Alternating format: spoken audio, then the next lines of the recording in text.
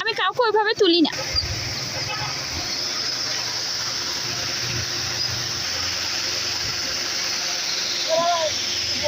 ধান উড়ানো হচ্ছে কি সুন্দর করে, দেখছেন?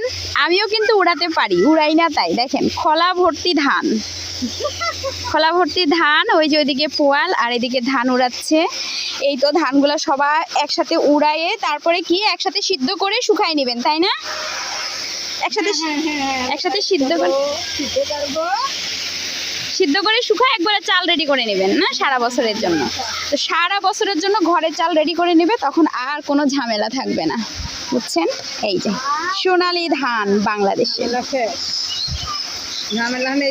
সোনালী ধান আর কৃষকের মুখে হাসি।